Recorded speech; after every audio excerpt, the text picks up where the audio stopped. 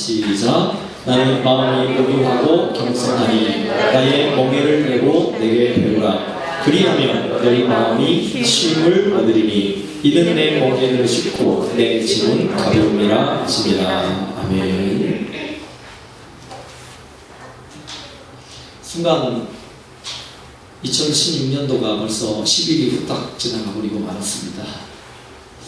여러분의 계획한 것들 그리고 기도 제목들을 가지고 기도하고 있는지 여기 제가 여러분이 써내신 올해 기도 카드에 기도 내용들을 보면서 한 주간 동안 기도하면서 하나님 여기 있는 기도 제목들 하나님 응답해 주시고 복을 주십시오. 그리고 작정한 것들이 꽤 있습니다.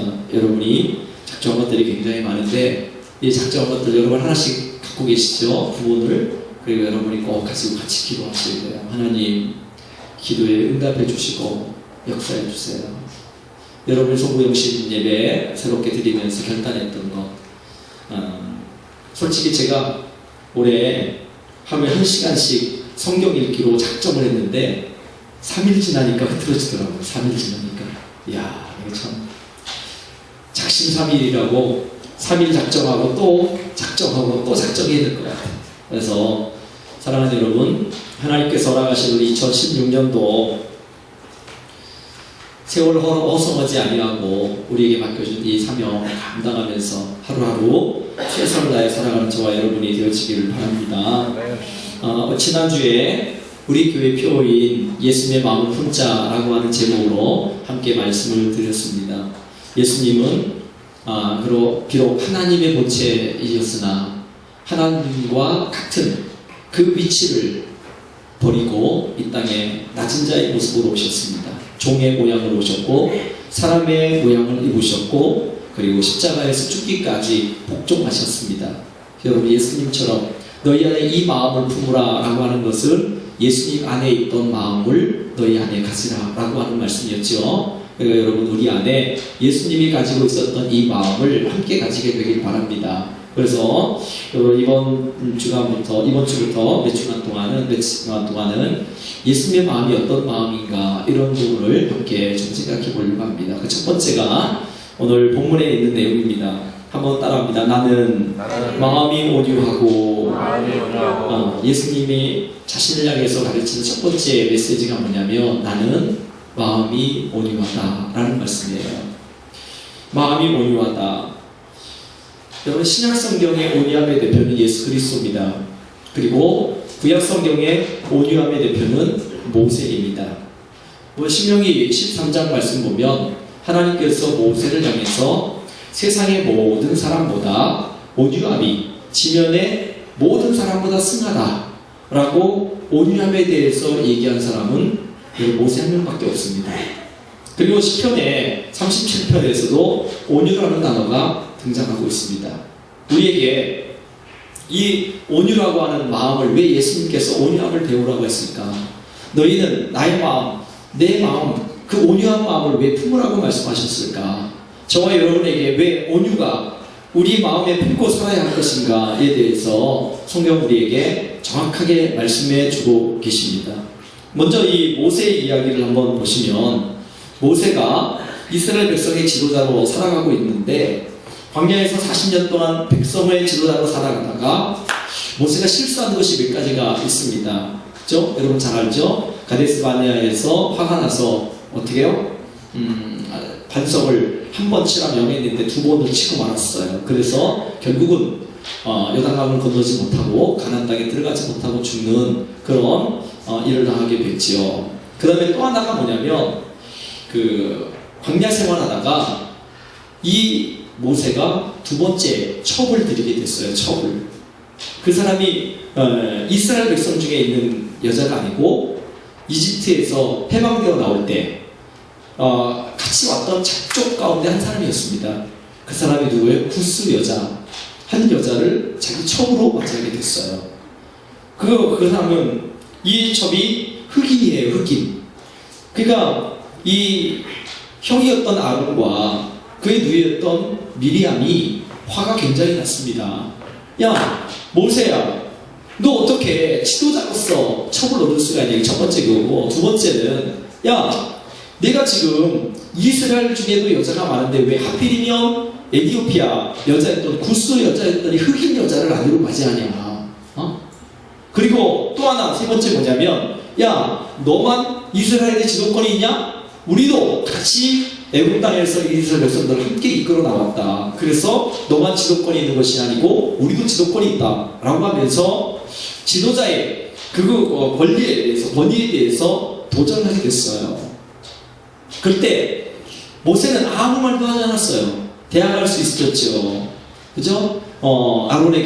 아론이 큰 죄를 졌잖아요. 이스라엘 백성들이 모세가 십계명을 받으러 산에 올라갔을 때 40일 되도록 내려오지 않으니까 야, 모세 죽었나 보다. 그러니까 우리가 이제 한 신을 만들자. 그래서 그 신을 섬기고 그것을 하나님으로 섬기자. 그래서 아론이 주관에 돼가지고 금송아지 우상을 만들어서 거기서 음란하게 하나님을 섬기게 됐죠. 이게 하나님이라고. 아론은 금송아지 우상을 만들어 놓은 대표적인 사람이었습니다. 그러니까 모세가 당신 형이 더 나쁜 사람 아니야? 왜 이렇게 됐는데 나에게 내 요구한 것 가지고 난리야 라고 하면서 모세가 따져도 되는데 따지지 않고 가만히 있었습니다. 그때 하나님께서 이 아론과 미리암에게 하신 말씀이 뭐냐면 야, 아론아, 미리암, 이 사람 모세는 그 온유함이 지면의 모든 사람보다 승하다. 너희들 함부로 모세에 대해서 얘기하지 말아라 라고 모세의 잘못에 대해서 하나님이 막아서고 있는 거예요. 모세에 대해서 함부로 얘기하지 말아라. 그러면서 하나님께서 미리암을 저주하시는데 미리암의 몸에 문둥병이 들게 하셨습니다. 미리암의 문둥병이 들었어요.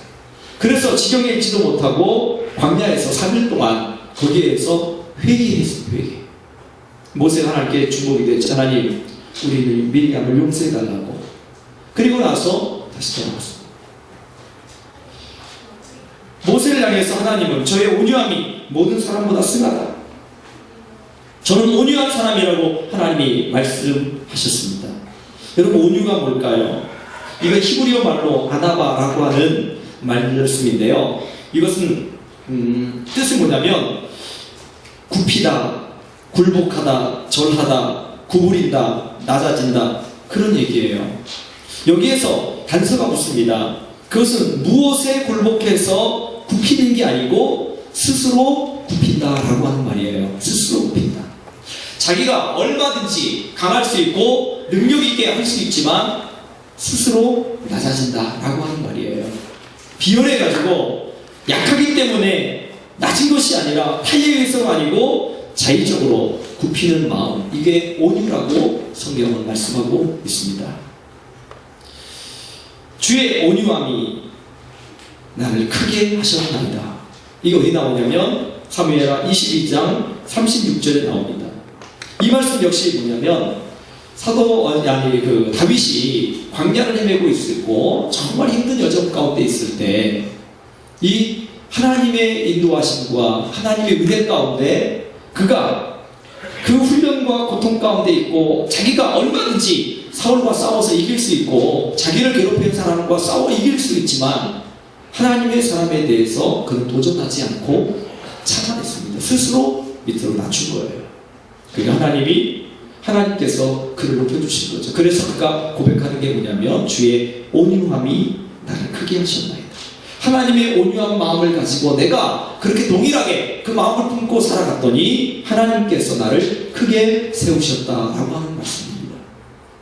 저와 여러분 올 한 해 동안 이 온유한 마음을 가지고 살아가면 좋겠습니다.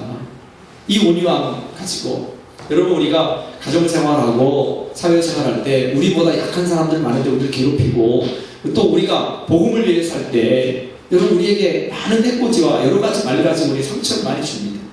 그 사람에 대해서 우리도 따질 수도 있죠. 당신 이거 잘못했잖아. 당신도 이렇게 잘못합니다. 당신도 이것 때문에 안 됩니다 라고 하면서 얼마든지 대항할 수 있지만 거기에 대해서 우리가 어떻게 해요? 온유함으로 그들을 받아주는 것입니다. 성경의 말씀 보면 여러 가지 이 온유에 대한 말씀이 많이 나오는데 충성된 종에 대해서 나오는데 그 충성된 종에 대해서 잠언이 말씀하죠. 충성된 사람이 어떤 사람이냐? 그 사람은 어떻게 해요? 여름에 굉장히 뜨거운 그날에 시원한 얼음 냉수 같은 사람이다 라고 말하고 있어요. 시원한 얼음 냉수 같은 사람. 하나님께서 그런 사람들을 이 충성된 사람, 온유한 사람이, 그 충성 사람의 비밀에 이 온유함이 가지고 있는 사람이에요. 여러분, 온유함이란 뜻은 뭐냐면 시원한 바람이 땀을 흘리고 막 일하고 있을 때 시원한 바람이 불어와서 그 땀을 싹 씻어주는 거예요. 내가 목이 정말 마를 때 그 물이 나의 마음을 시원하게 해드리는 것을 온유라고 표현합니다. 온유. 그러니까 우리가 온유한 마음을 품고 가는 것이 뭐냐면 하나님이 지금 이 땅을 향해서 갈증을 갖고 계시는 거예요. 누가 나의 마음에 맞는 사람이 있는가? 누가 내가 원하는 그 삶을 사는가? 라고 이 땅을 두루 살피며 하나님께서 원하신 사람을 찾는데 아무도 없는데 어떤 사람을 보니까 이야, 저 사람 보니까 주님의 마음이 시원하게 되는 거예요. 주님의 갈증이 해결되는 사람, 그 사람이 주님의 마음을 품고 살아가는 사람인데 온유한 마음을 가지고 살아가는 사람입니다. 저와 여러분이 이 땅에 살아가면서 주님께서 허락하신 그 온유함을 가지고 살아가는 저와 여러분이 되기를 바랍니다. 이 온유함 정말 좋은 거예요. 성경 말씀에 여러분 갈라디아서의 말씀이면 거기 성경에 9가지 열매가 나오고 있습니다. 그 가운데 8번째가 온유라고 하는 열매예요. 온유 열매. 그 주님은 우리에게 이 온유의 열매를 맺으며 살아가라고 주님께서 말씀하고 계시는 거예요. 온유한 열매를 맺으며 살아가는 거예요. 자, 그렇다면 성경을 보면요, 성경에 보면 이 어떠한 상황 가운데 온유라고 하는 말을 썼는가, 거기에 대해서 제가 좀 3가지로 좀 말씀드리고 싶습니다. 첫 번째, 여러분이 이 땅에 살아가면서 어떤 이 상황 가운데 있을 때 온유함을 가지고 살아가게 되기를 바랍니다. 첫 번째가 뭐냐면 한번 따라합시다. 다른 사람의 비방을 받고 참을 때, 예, 다른 사람의 비방을 받고 참을 때 하나님께서 거기에 온유하다라고 말씀하십니다.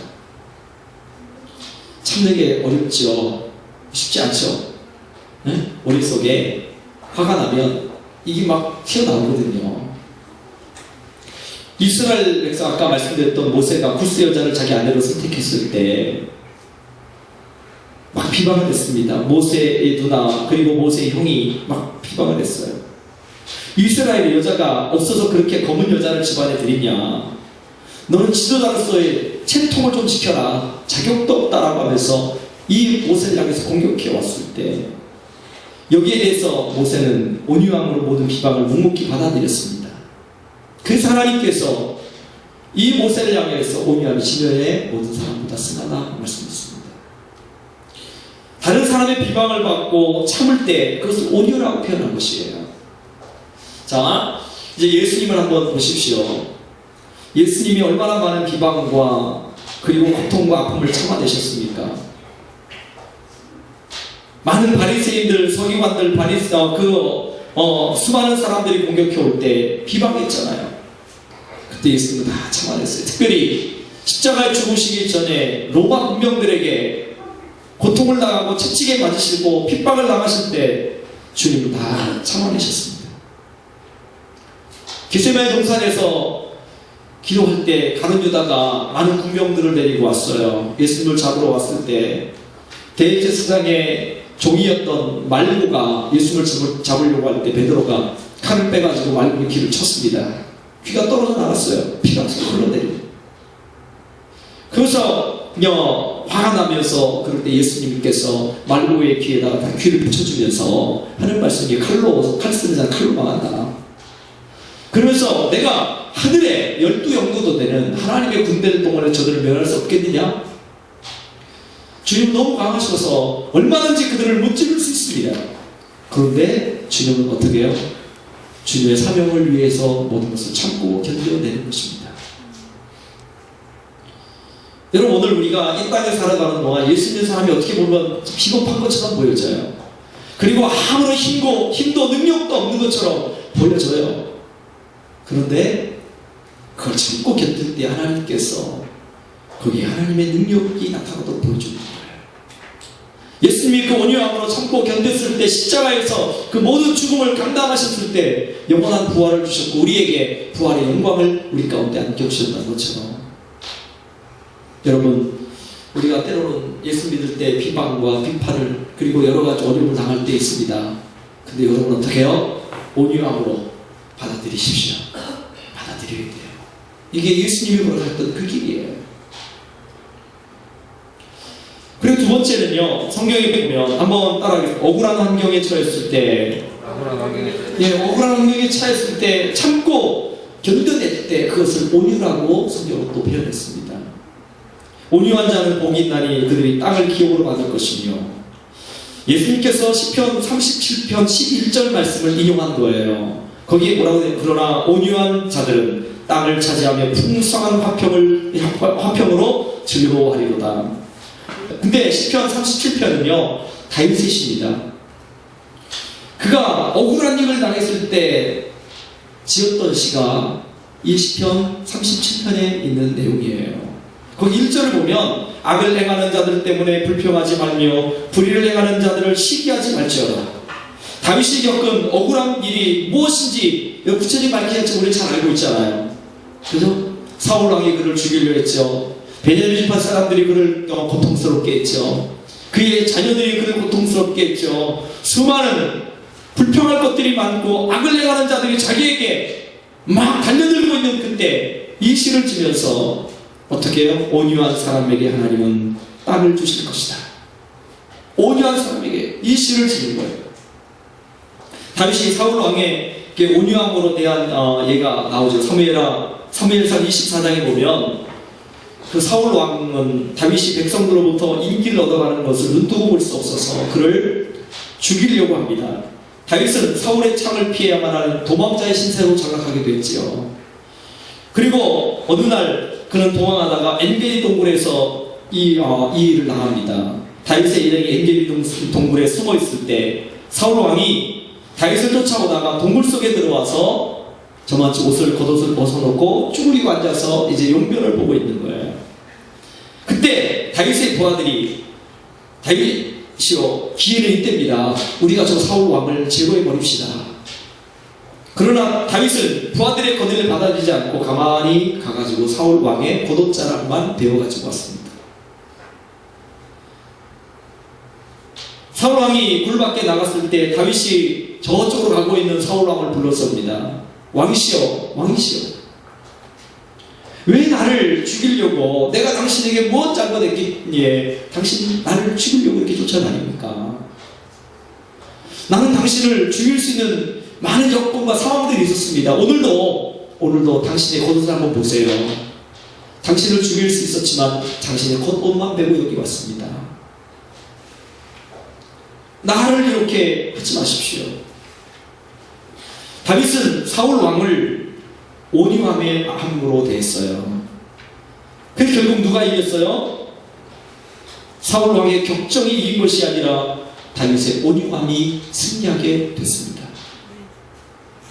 그러면서 이 시를 치면서 다윗이 불평하지 말자, 악을 행하는 자들 때문에 불평하지 말며 불의를 행하는 자들을 시기하지 말자, 이것을 다윗이 마음에 결단한 겁니다.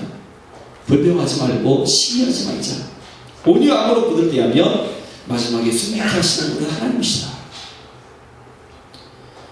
여러분, 우리가 억울한 환경을 당할 때 많죠. 그때 어떻게 해요? 참아내셔야 돼요. 인내하셔야 돼요. 그게 그리스도인의 삶의 모습이에요. 예수님이 말도 안 되는 이야기를 하셨죠. 누가 너의 오른편을 뼈를 때리면 뭐라고요? 왼편도 돌려대라, 왼편 뺨도 돌려대라. 할 수 있겠어요? 누가 너에게 오리를 가고자 하는 사람이 있으면 어떻게 해요? 심리를 같이 가져라. 누가 내 겉옷을 달라 하면 속옷까지 벗어줘라. 여러분, 할 수 있겠어요? 이게 억울한 일이에요.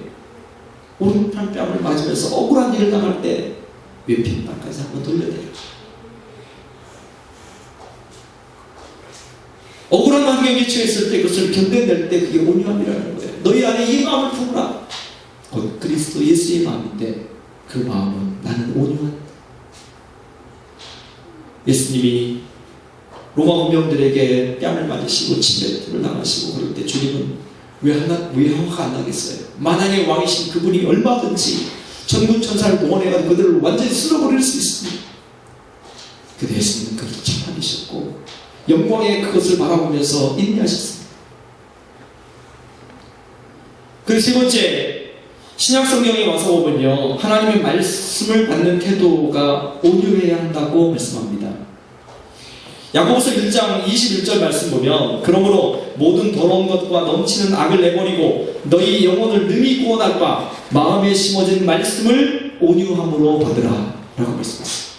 말씀 받을 때 온유함으로 받아들이는 거예요. 이게 이단의 말이 아니고 거짓말이 아니면 어떻게 해요? 쓱쓱 다 받아들이는 거예요. 아멘. 뭐 스스로 내가 낮아지는 거예요. 그 말씀 앞에. 아멘. 그렇습니다. 하나님 내 말씀 앞에 섭니다. 말씀 앞에 내가 엎드립니다. 그 스스로 낮추는 거예요. 거기에 대한 태도가 두 가지가 나오고 있죠. 사도행전 2장에 보면 베드로가 설교할 때 모였던 사람들이 그 말씀을 듣고 어떻게 했어요? 마음의 찔림을 받았습니다. 그리고 어찌할꼬 회개하며 통곡하며 우리가 어떻게 해야 됩니까? 라고 베드로에게 자복하게 됐습니다. 그래서 너희가 어떻게 회개하고 세례 받으라. 그리고 두 번째 경우가 그 뒤에 사도행전 7장에 나오고 있죠. 스테반 집사님이 설교를 합니다. 이 설교를 듣고 거기 모였던 사람들도요, 마음에 찔려라고 했어요. 마음에 찔렸어요. 근데 그 태도가 바꿔졌습니다. 어떻게 해요?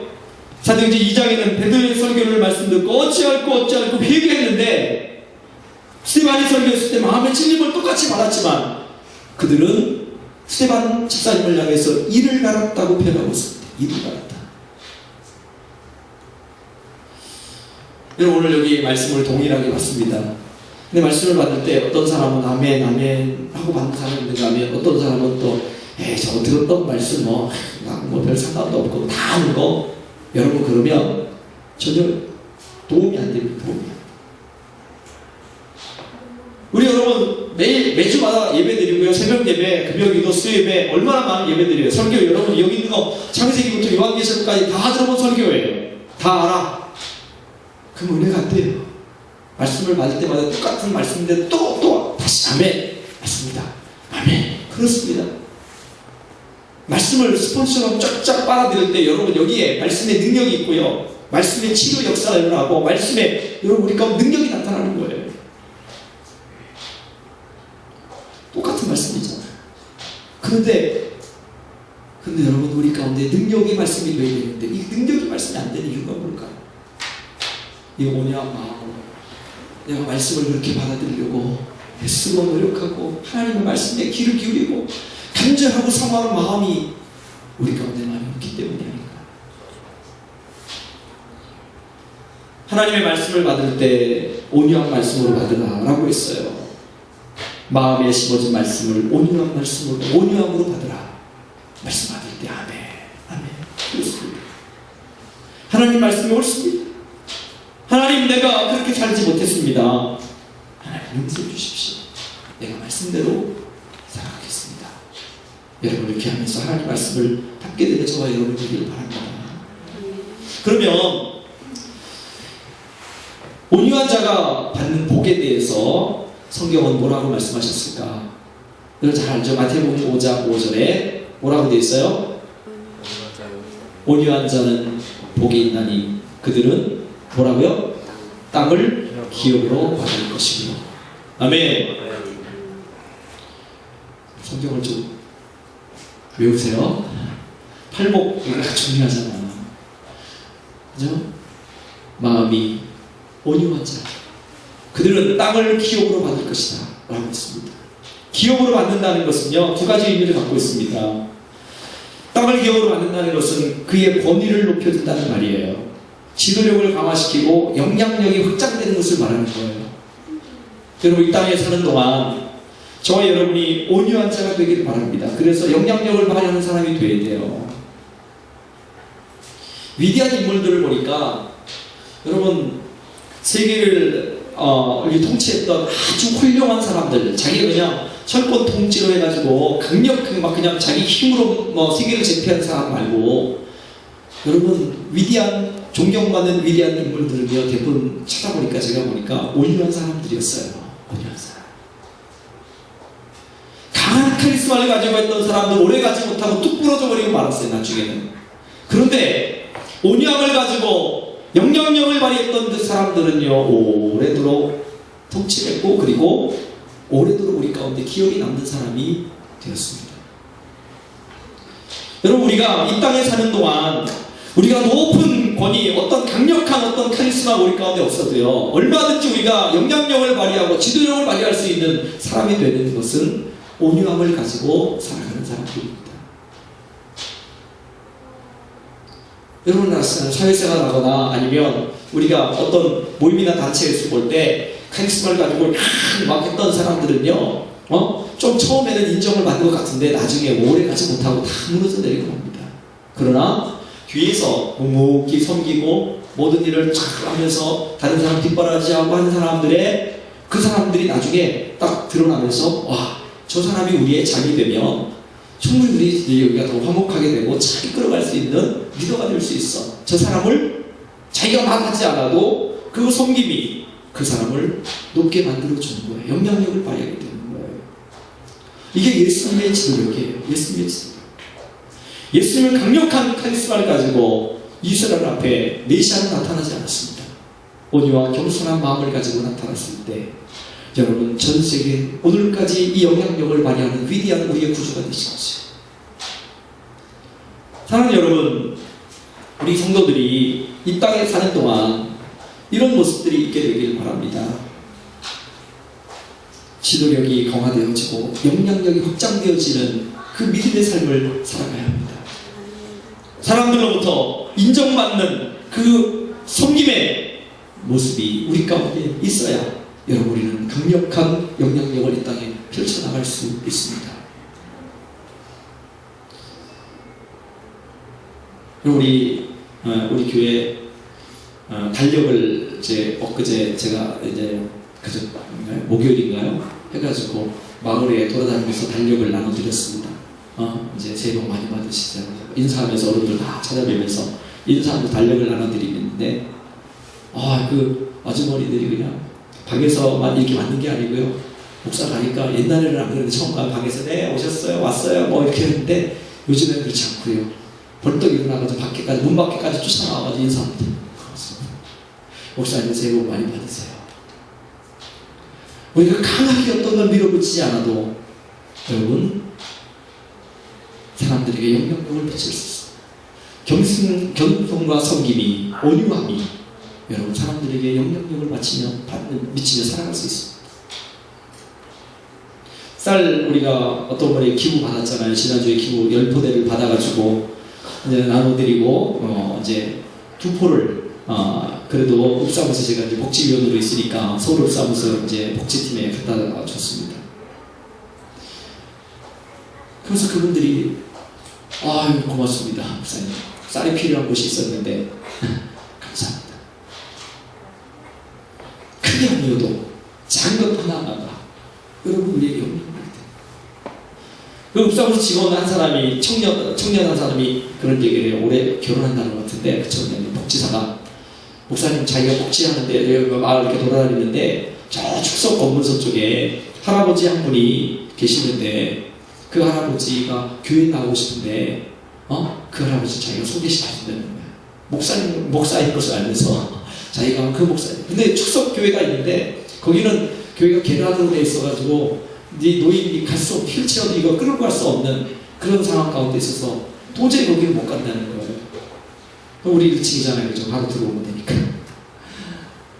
여러분 선한 영향력을 이 땅 가운데 펼치는 저와 여러분 되기를 바랍니다. 아멘. 땅을 기업으로 만든 것은 여러분 지도력과 영향력을 가지고 이 땅을 지배해 나가는 것입니다. 또 하나는 땅을 기업으로 만든다는 것은 에덴의 회복을 의미하는 것입니다. 여러분 우리 가운데 우리 잘 아는 창세기 2장 말씀 보면 주님께서 에덴 동산을 창설하셨습니다. 거기 너무너무 아름다운 곳이었어요. 행복한 곳이었어요. 기쁨이 충만한 곳이었고요. 은혜가 가득한 곳이었습니다.